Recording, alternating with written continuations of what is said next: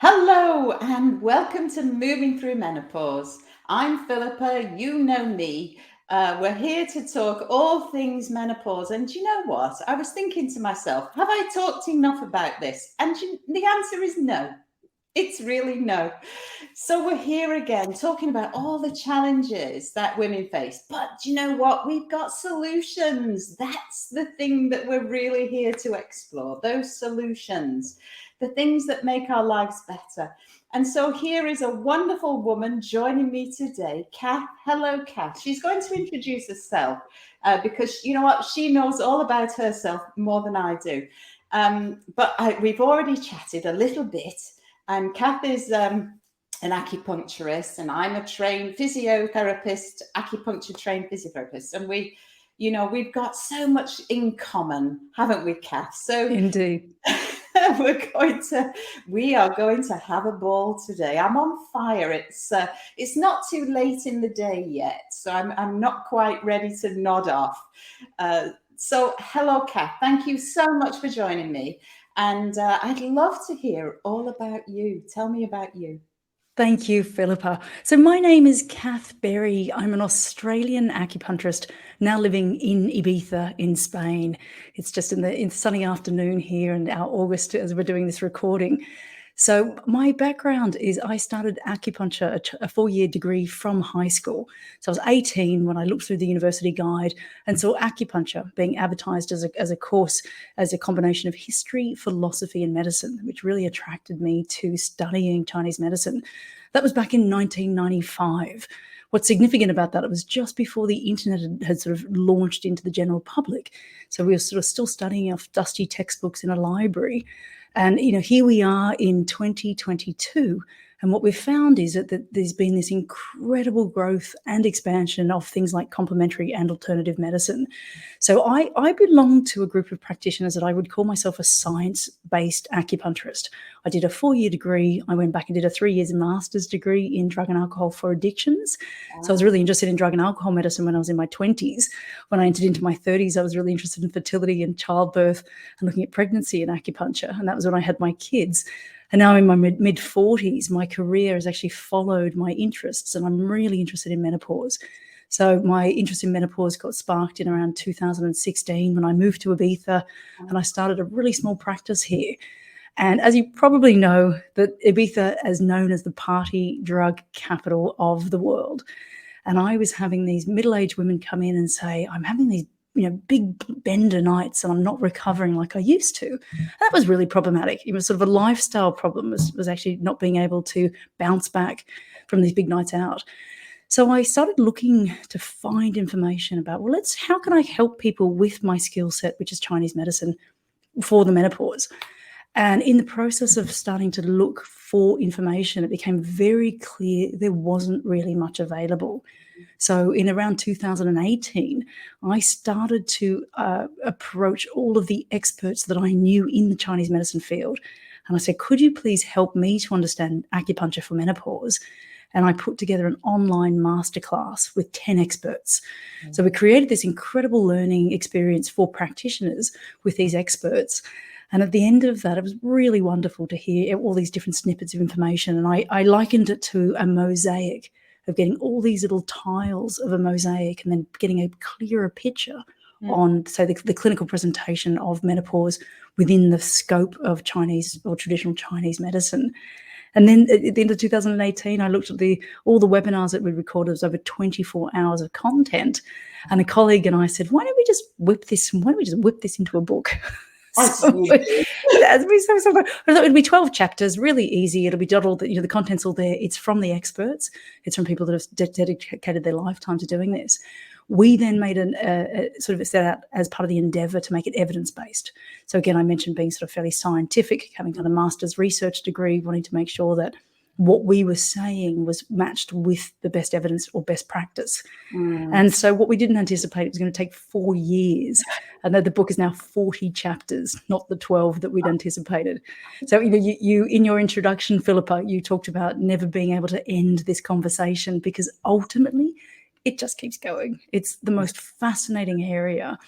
And, one of the things I've loved about really diving deep into menopause is that it's an evolving medicine. So it's not like a fixed body of knowledge that we have all the answers. If anything, we're at the very beginning of exploring. We understand female endocrinology much better than we did even 30 years ago. So even female anatomy, even the fact that the anatomy of the clitoris was only recently understood. So we're sort of in this, fabulous, evolving, ever-changing cusp of medicine. We're really on the frontiers of medicine, which is super exciting. Well, So, yeah. that is really exciting, and it's interesting to hear you articulate that, because that is kind of how I feel about it. That you're kind of exploring avenues that haven't been fully explored before. It's a bit like being a caver and finding a new cave. I mean, it's absolutely thrilling and so intellectually stimulating, and that's wonderful, isn't it? That you're not quite as old as I am, Kath, but at my stage of life, to find something that really enthuses me, fills me with intrigue and interest and a drive to go and discover is wonderful. At my time of life, I feel that. And so we I absolutely want to share with people who have who are passing through this phase of life that really never ends. It's just an ongoing part of our aging process. How they can thrive and really live the best life. I was slightly perturbed to hear that your patients were wanting to burn the candle at both ends. Yeah, it's a big one. This is sort of it, and thinking, what sometimes motivates people is really, that to me was really interesting. But also that because of my background in drug and alcohol medicine, I sort of naturally sort of thought, well, let's look at menopausal women as a population to study through drug and alcohol use. Nothing. There was no information. In fact, there still is none. Even as we put a chapter of the book together on alcohol and other drugs, it's really scant in terms of menopausal women. And we've found that with a lot of things. So one of the hypotheses is around sex and sexual activity, around erectile dysfunction in women. And we're really trying to, in trying to be evidence-based, what we were looking at doing is looking at large clinical trials to answer questions. And they just haven't been conducted, to be honest. It's like there's this sort of, group of society which just gets completely overlooked. And I think that's changing. I really feel strongly that is changing. One of the biggest motivations for me was looking at, we've seen in the last 30 years, IVF and fertility medicine really take off. So, what that has done for us is also understand that female endocrinology is a specialist area of medicine. So what I'm anticipating is in the next sort of 10 to 20 years, we will have this exponential growth in our understanding of how the female body works. Up until now, I think it's a little bit in sort of just a bit of an uncharted territory. As you say, I quite like the idea of caving, these sort of undiscovered caves. There's a sort of double entendre there. But it's realizing that there is this sort of area of medicine, I think, that have been overlooked. And really what we're seeing even socially through the media is women having a voice. And that voice then carries through into being more autonomous. I think women also have a lot more social power, women are a lot more educated. Women now have the financial means and the social independence to be able to, be more vocal around their needs and not this, putting up with things in a way that they may have suffered in the past. So I think, one of the things that the book that we've just recently published or in the process of really aims to do is just give women choices. To say, do you know what? There's so many different options, and in fact, Philippa, I must say that your work and the work around Pilates, the work around movement and exercise, by far of everything we studied across the 40 different chapters, that exercise and movement comes out as number one. And I cannot emphasize that enough because of just the importance of women understanding it's not what you take or what you eat or what you don't eat or, the alcohol you do or don't drink. It's really movement as being the most critical factor. And so the fact that you're living it, you're living the life in which you're teaching people, I think is a really wonderful emblem of what it means to be healthy. Yeah, well, thank you so much. You know what, I really am living it. I've just returned from my holiday in Spain, and so I kind of know what sort of weather you've got there. It was absolutely glorious. Every morning on my veranda, an hour of Pilates and yoga is what I would do. I'd go to the pool and swim 40 or 50 lengths, and then go for a bike ride, and then go for a walk and sightsee. And this, I really am living it. And I'm not bragging about it. It's nearly that. I absolutely love this stuff. I know how life enhancing it can be from my own personal experience of doing it day in, day out. And having done that, I'm fortunate that I've discovered movement when I was young because of my family dynamic. But, actually, there's the joy in discovering it in middle life could be even greater. So, and one of the things that, again, we looked at was, the reason why menopause is such a fascinating area of medicine is because it doesn't occur in isolation. That some of the confounding factors are things like raising teenage children, having elderly parents that are sick and dependent, or the bereavement of a parent. Sometimes it often will coincide just in terms of age with divorce. So there's all these different things that can go on in someone's life that coincide with the menopausal years. And so one of the things that it's fascinating around where exercise fits into that, and I often say this to my patients here in Ibiza, is there's lots of things you cannot control. You cannot control your ex-husband or your teenage children, or the job offer you didn't get, or the promotion you did, which is causing you stress. There's a lot of these things that are completely outside of our control. What it comes down to, the things we can control, is how we move, how we eat, how we sleep, and how we turn up. So it's really starting to realize that's where exercise comes in as such a fundamental. It's, if you cannot control your external environment, at least be in control of your physical environment. And the other thing which we often find is, if you can control your physical body, is your mental self follows. There's often people who sort of spend all this time trying to get into a good headspace and think yourself happy and meditate, and which are all wonderful. Yeah, but for me, there's a real sense of that unless the vehicle is well tuned, and that's the physical body, it's the most basic form of self-care, is really just looking after the cells and the muscles and the ligaments and the bones and everything, that the operational side of being a human being. And so it was just really wonderful. A bit like yourself, I'm very keen on exercise as well. What I didn't really appreciate was just how prolific it is in terms of its preventative factors.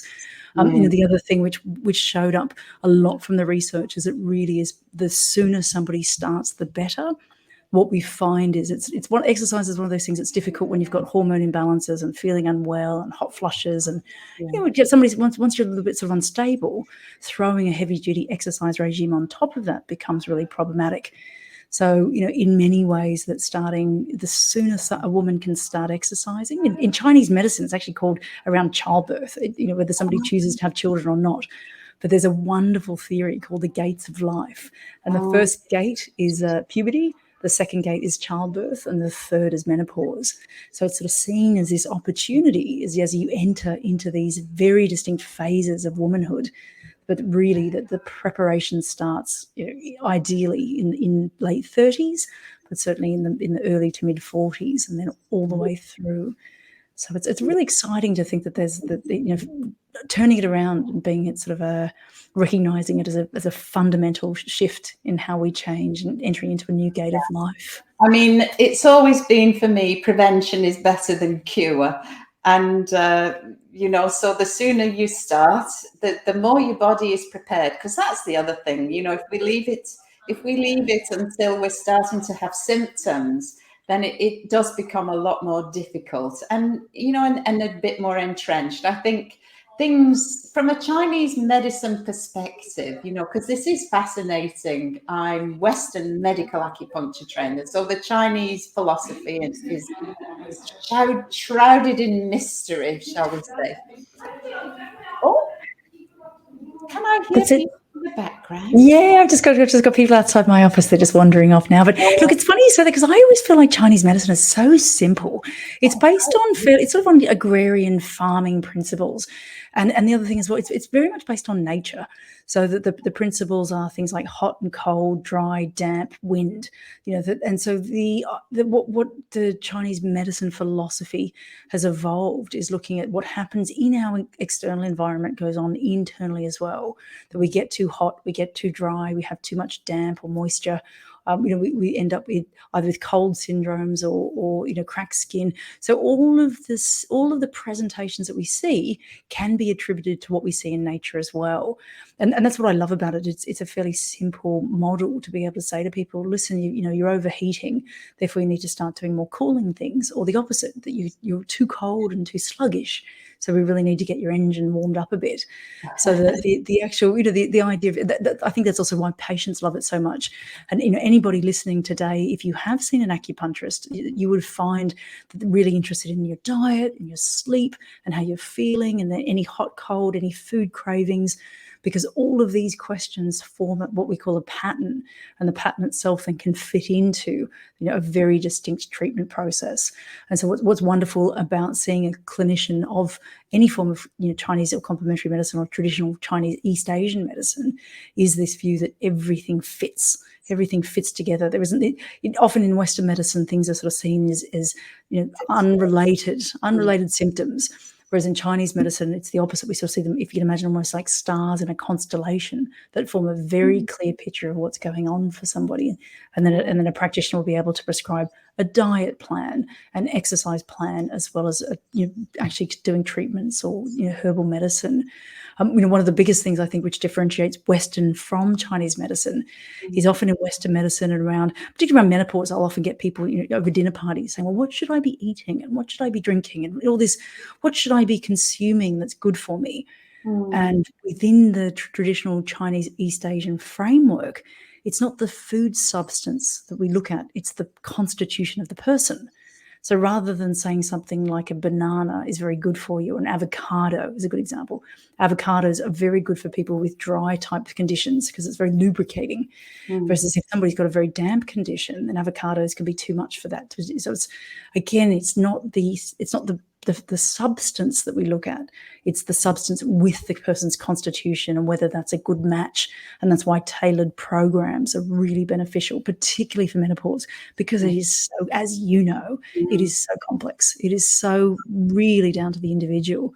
And that's why I would always encourage anybody listening to contact Philippa and make sure that you do get involved in a program that is really suitable, because it's that tailored care which makes a difference. You're not going to find the answer on the internet, because the internet's not going to be able to diagnose your constitution and give you what that really, really specific individualized care that a clinician can offer. Well, this is it. And, I did briefly have a look at the chapters that you sent to me, and it did make mention of epigenetics. And I think this is the sort of science catching up with the Chinese medicine philosophy of the constitutional presentation that, we have our individual quirks, the way that we're put together. And I think that really speaks to this epigenetics piece that's becoming a little bit more talked about now and understood. And also, that other piece, the bidirectional nature. Oh, I mean, that's the fact that, what we put into us can influence our epigenetics. And similarly, our epigenetics present themselves outwardly. So, it is a fascinating area of study, but because there is a lot of criticism around the lack of science in acupuncture and complementary medicines like homeopathy and such like. But I just think that the science hasn't just quite caught up. Yes, it's really what's happening. Exactly. The science is sort of in the results which people experience, and they're outstanding. Yeah, And that's also part of the challenge of the science is it's sometimes very difficult to research because there are so many variables. But really what we do know is eating well, sleeping well, exercising, having sex, having a great sex life, having a great social life, that every single aspect, being happy at work, feeling fulfilled in every aspect of our lives, that all these things form a composite picture of a really healthy aging journey. And so that's the sort of, it's very difficult to, ultimately, if you can imagine scientists looking through a microscope and they're trying to, look at one thing at a time. What it's not very good at is looking at that composite picture.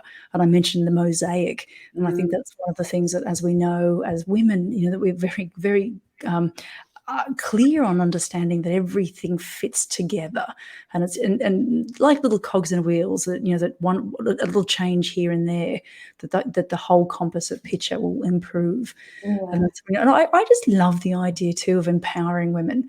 I think that's really what it comes down to is, the purpose of the book that we wrote was to get as much information in one place as possible, but really so that people can pull it apart and see which applies to them.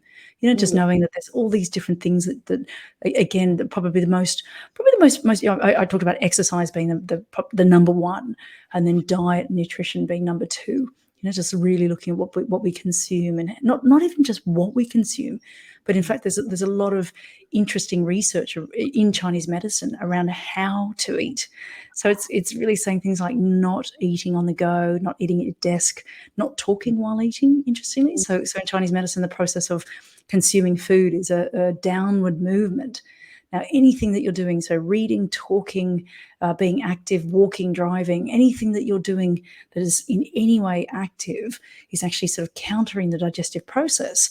So eating should be done very slowly, very calmly, very quietly, ideally around a table with everybody politely, sort of, family meals. But the reality is often we do eat on the go. We're sort of, so there's this interesting debate that's going on with my colleagues as to whether eating junk food well, as in sitting quietly and eating junk food, might be better for you than something super healthy, eating in a poor eating habit way. So it's a fascinating concept to think, that something organic and home baked and home cooked, eating in a hurry on the go might actually be worse for you than the junk food eating well. So that's sort of an interesting, that's for my nutritionist friends to debate, but it really is. So it's rather than that what you eat, but how, and also when. Another big factor obviously is not eating meals really late, having smaller portion sizes, just, I guess, being mindful eating, I think, is now the sort of more conscious practice of food consumption. So it's really sort of funny when you imagine this picture of health and just pulling all these pieces of the pie apart and looking at them and working out what's the mechanism that's working. And again, working for different women, different aspects will light up depending on their jobs, family, work, home, life, all of those other factors as well. I mean, I think we could talk about the different symptoms of menopause, but as you say, it is this puzzle. But there are certainly different presentations, if you like, of common complaints. I know I struggled with anxiety and depression, and I also struggled a lot to sleep. Sleep was just a real nemesis for me, and that was such a killer and had such an impact on the rest, the functioning of every other bit of my life. So I mean, can we get down into any of the detail on these things? Yes, absolutely. I mean, absolutely. You're absolutely right, Philippa, about the complexity of it, and that ultimately, and this is what the Chinese medicine framework does, is start to pull apart and say, okay, let's look at one of the lovely, most basic forms of theory in Chinese medicine is yin and yang. And so yin is very slow and nourishing. It's your feminine energy. It's considered the moon and nighttime and cooling. These are all sort of yin aspects. Yang, on the opposite, is the sunshine, and it's masculine, and it's daylight, and it's bright. And so everything really should exist in this idea of yin and yang balance, yin and yang balance. And what ends up happening with something like sleep is you end up with, say, what's called deficient yin. So there's not enough yin in the system to calm and slow everything down. And so you have this excess yang. So all of this sort of the alertness, it's almost like being like a switch that's not able to turn off, and that yang energy becomes dominant. And then as a result, then you sort of end up with this what's called a yin yang imbalance, and then that can flow through in other aspects as well. But it's so fascinating, isn't it? Because as you say, sleep is such an overlooked area of medicine. We just sort of assume that it's, you go to bed, it's this sort of thing that everybody does in the nighttime and isn't really discussed. But in the lack of sleep is really something that people struggle with. And I think anyone that's had a newborn baby and understands that sleep deprivation and the foggy head, and then, as you say, leading to other things like mood disorders. One of the things we discovered in looking at anxiety and depression, one of the biggest catalysts is uncertainty, which we thought was really interesting. And I sort of was thinking about, women going through menopause during COVID, and this, while the world was going mad, and what an incredible time that was. And so, so much uncertainty, employment uncertainty, financial uncertainty, a lot of changes. So that in itself would have been a massive trigger for a lot of people around the world. So it's just I love looking again at all these different factors that all make it sort of a composite part of this big picture, and trying to make sense of it all. Yeah. But it's, again, the ultimate message for women just being that there's, at every single junction, there's something that you can do. Yeah, I mean, that is such an important message, isn't it? The uncertainty, I'm afraid, isn't over yet. The economic ramifications are very real around the globe, and so that uncertainty isn't yet resolved. And I think it is, kind of what you say, that there are things that sort of tip us over the edge of being asymptomatic and into symptomatic. And so somebody who might otherwise not have had any challenges or any particular problems, something in their life, whatever it is, and uncertainty is an example, can potentially just tip you over into being more symptomatic. And for me, what happened, you kind of reminded me that I was living in America, and I was having a very happy time of it. And my husband's job meant that I had no choice but to return to the United Kingdom. Love it, and all that. But I was having fun in Colorado, I must confess. And so it was that international move, age, how old was I? Yeah, 45. I was 45. And that really sort of supercharged my menopause at that point, because of a life event. So, it's really not simple, and it's not just about biology. And that's why it's such a difficulty for the medical profession to unpick and to help us with. And, it is complicated, complex. But the more we can acknowledge that and sort of and be mindful that it is a life event, and so let's look at the whole of your life, not just what's happening from the navel down. That's right. And look, I think you're absolutely right, because I think part of the message that I would love to make clear is not to rely on doctors, that it is so complex. It's not, it's ultimately that every woman is a specialist of herself. And so that's why, by upskilling, by getting educated, by being, ultimately mapping out the treatment plan that works best for you, that really very individual, working out, and also the other thing as well, particularly with something like exercise, is I would never say to somebody, go to the gym and sign up and do something if it doesn't bring you joy. Really the message is find something that you love, find any form of movement. And I use the word exercise just to mean movement broadly, and that could be dancing. And I noticed one of your guest speakers was talking about aqua yoga, and all these, there's the most incredible options of movement. And so, that's really what it's about, is finding the things that bring you joy and continue to do those. But, certainly the idea of, I often hear people say things like, well, I went to my GP and all they did is prescribe these pills. And I was like, well, that's because that's what GPs do. Ultimately, they're not. You don't go to a GP for a diet plan, or you don't go to a GP to get a Pilates regime, or it's. So I feel like a little bit. It's people are misunderstanding what doctors' jobs are. And ultimately, doctors will often sort of resort to a prescribed medication because they're trying to fix the problem that, the problem is that somebody's presenting with, and they're doing it with the tools that they have available to them. So, and that's, ultimately it's a little bit like, it's like walking into a shop. You don't go into a shoe shop to buy a dress. Therefore, in the same theory is making sure that you're making the right choice right at the outset. And that's why I feel like doctors and menopause hormone therapy, formerly known as HRT, that it has its role, but it's really, making sure that women understand all the other things that they can be doing first. And it's, just recognizing it's really the basics, it's and it's committing time. Philippa, you mentioned your Spanish holiday regime, and, it's just that incredible program, and thinking, how can you maintain this daily rhythm, something that you do every day? And that's why it has to be something manageable and incorporate into everyday life. Because again, it's repetition. It's not just a one-off Pilates class. It's really turning up every day. It's just and the other lovely thing is a wonderful principle in Chinese medicine. It's turning up every day and doing 70%. So there's this wonderful rule of thumb: do everything to 70%. So eat food to 70% full.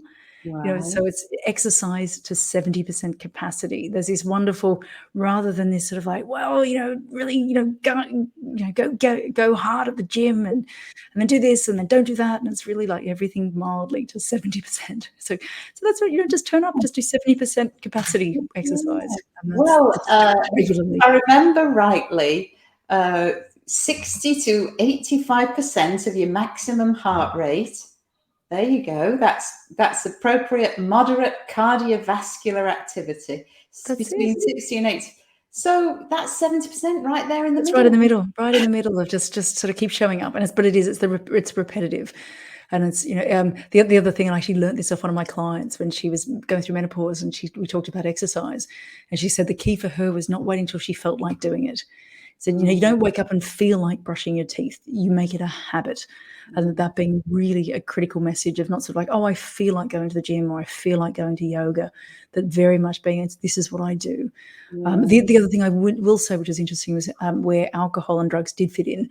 I mentioned right back at the beginning of today's podcast that it was women really struggling. And that was one thing that did come out in the research, is that alcohol is really problematic. So it's one of those things where looking at sort of reducing alcohol and increasing exercise, if you can manage those two things a little bit, more of, ultimately, if you imagine the theory I mentioned, the yin and yang, that alcohol is actually very yin. It's very sedating. It's a central nervous system depressant. So reducing that and increasing exercise, so increasing a little bit more yang activity, and that creating this balance as well. But often, it's the drinking alcohol on top of this hormone fluctuations, and it really is just, quite literally throwing fuel on the fire.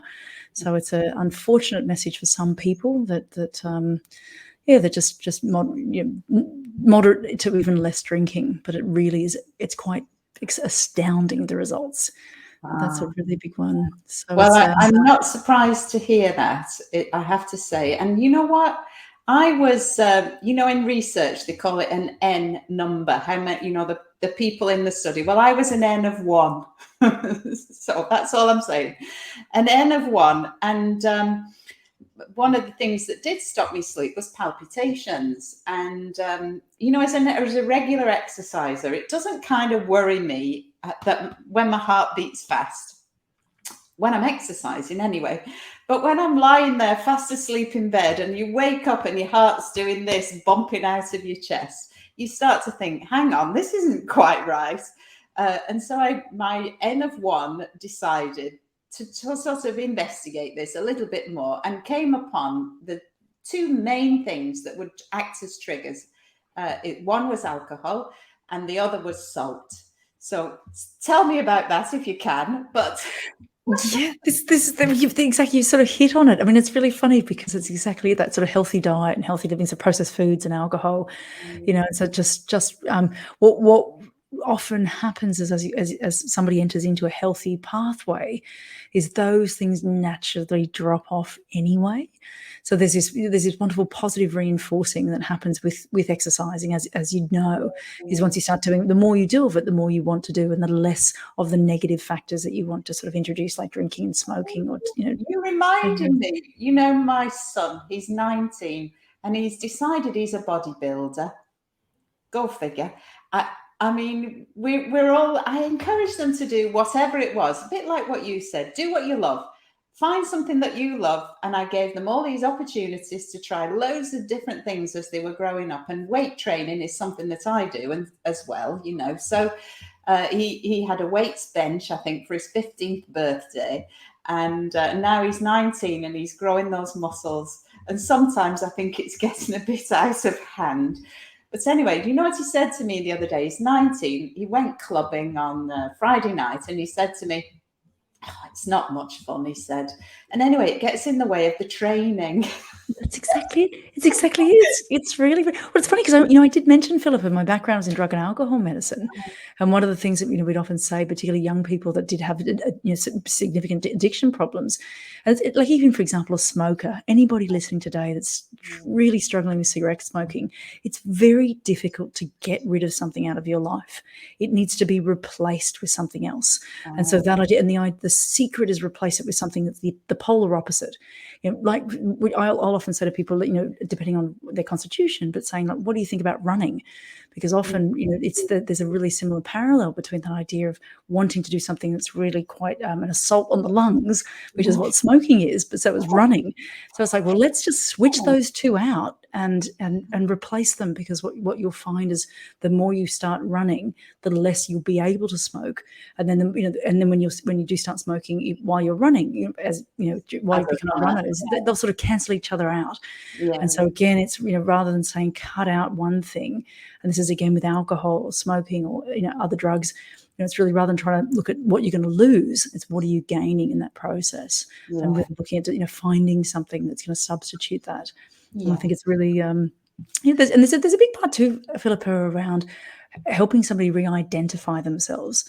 So rather than I don't smoke or I don't drink, it's like, no, I'm not a smoker, or I'm not a drinker, or I don't drink. So it's a whole identity, really claiming that as a new version of yourself. And what I've loved, again, I mentioned the gates of life theory, is seeing menopause as saying, okay, let's say you've got this opportunity to wipe the slate clean, and that you're entering this new and potentially final phase, because you look at the next gate is death. So you're sort of like, this is it. This is the last gate we've got. What are you going to do with it? And that's wonderful, because what we're seeing in society is women showing up in full power. And there's this wonderful, people shedding, their married life or their maternal, their mother, maternal life, or all these sort of the confines of what they were expected to be, and all of a sudden, just the shackles of what perhaps society or their own expectations or their own view, and just carving that off and saying, let's see who comes up next.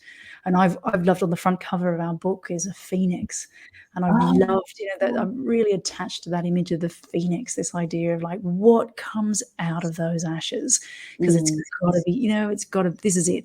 It really is, make it count, because these years are the ones that there's this wonderful opportunity in Chinese medicine. There's all this yang energy. So we talk about menopause is fairly hot, as you said, the sleeplessness. But what it is this power, this incredible force. And then if that's harnessed, and again, a creative outlet. So for women, if they're singing or dancing or painting or doing something that's super creative to let out that energy, and then harnessing the rest. And what's wonderful, in science, there's this movement of understanding menopause. Have you come across the grandmother hypothesis? Oh, no, tell me. I'm a bit of a geek, so I've sort of drilled down through all these sort of, it's an evolutionary biology theory. And so where this comes from is that human beings share menopause with only one other male species, and that's whales. So in terms of reproductive life and in terms of years lived after reproductive years have finished. Most mammals will die off almost within a year of their reproductive years finishing. So there's these sort of wonderful graphs that you can see of all these animals, and they reproduce and then they drop dead. With humans and whales, we go on to live another third of our life. Yes. So most whales go through menopause around the age of between 40 and 50, and it's the same as women. So whales and women are going through menopause. And so there's a whole bunch of scientists trying to work out what is this evolutionary quirk. Why is it? Why is it that we've evolved? Why have whales evolved? And why have we evolved to go through this process of living after we can reproduce? And the theory is called the grandmother hypothesis. And that is that within whales, it's the elder females which are teaching the younger generations where to fish and how to travel and how to protect the young. So the grandmother hypothesis is that we are designed to live longer for the survival of the species. That it's almost the corporate knowledge of women. And whether somebody's chosen to have children or has been able to have children, it's irrelevant. That the hypothesis exists to demonstrate that older women are super valuable to the entire species. And I love that. I love that sort of. So I love sort of studying killer whales and single fin pilot whales to see what the pods are doing. And this seems to be it. And there's another little silly quirk that I came across, which is often if those older female whales die off, their male sons die off pretty quickly as well. Basically, these boys aren't surviving without their mothers. And I quite like this the idea that in society is that the construct of society is that within every social group, it's older women that are holding the communities together. Yeah. Oh, I love that. Thank you so much for bringing that to my attention. I absolutely love that. And that is why we are so bothered to look after these women who are struggling with menopause. And I know you have talked a little bit about this amazing life's work that you've been working on for 4 whole years. This book for practitioners to be able to apply traditional Chinese and East Asian medicine principles into the treatments of menopausal women. And it just sounds to me like an absolute must for the bookshelf. It's one I'll be rushing out to buy. And I know you said you're releasing it on the 18th, is it, of October, which is World Menopause Day. Am I right? Yes. That's right. That's right. Yeah, it is. It's really exciting. So again, the book really is geared at practitioners. We're hoping to in the future have one for the general public as well. But really, it's just making practitioners aware that this is how the information all fits together. And as I mentioned, making sure it's evidence based. We really want to make sure where possible, and we dedicate a huge amount of time to referencing. So within the book, is people can go and find further information. It's like following that lovely caving theory, just finding these caverns of information and uncovering these all these scientists studying away like studying whales to understand menopause. And so there's all these different putting all the information together in a clearinghouse in sort of one place that people can find the information which up until now doesn't exist. So it's it was interesting in fact in China that menopause was only recognized as a syndrome in the 1960s. So and this is a little bit what we're struggling with is this theory that it's a natural biological process. It's not a disease and it's not an illness. Therefore, in theory, you don't have an etiology of menopause. You don't have a cause of menopause because it is part of the natural aging process. But what we're really looking at doing is saying, well, let's get the best of our Western medicine, of hormone replacement, of MHT, and let's get the best of all these traditional therapies and understanding diet and, as you say, genes and epigenetics, and put them all together and see if we can help women map a really clear and really smooth pathway through their menopause. Yeah, I think that's an absolutely fabulous piece of work that you've done. I can't wait to read more of it. The chapters that you sent to me, really well presented, some great images as well, which I love. I've got to have pictures in there for me to put it all into perspective. And and really well written, very easy to read. So I'm looking forward to that publication, and so needed for everybody's bookshelf, really. And will you save a chapter for me when you're doing one for the general public? Yes, look, that sounds wonderful. And look, I also just want to acknowledge the work you're doing. Thank you so much for having me as a guest today, but also for all the resources that you've put on your website. For making women aware of pelvic floor, Pilates. Really understanding that the physical body and the physical health is the vehicle in which to have a good and healthy mind. So it's the work that you're doing through Precision is really, really so valuable. So thank you, for getting such great messages out there for women.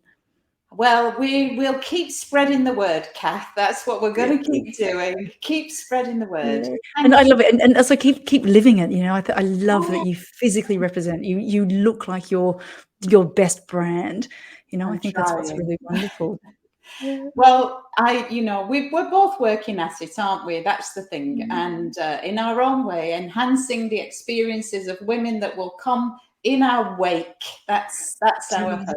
The young women of today. My son's girlfriend, 19 years old, she's at the first gate, only just through that first gate of life. And we want those women to transition through the whole of their reproductive lives and beyond, being the best version of themselves, feeling fantastic. That is what we're hoping for women. So thank you. I know we're on the same page with that one, Kath. Indeed. Well, listen, lovely to connect with you, and I do look forward to seeing how our work helps women all over the world. Absolutely. Thank you so much for your time. Take care now. Bye for now.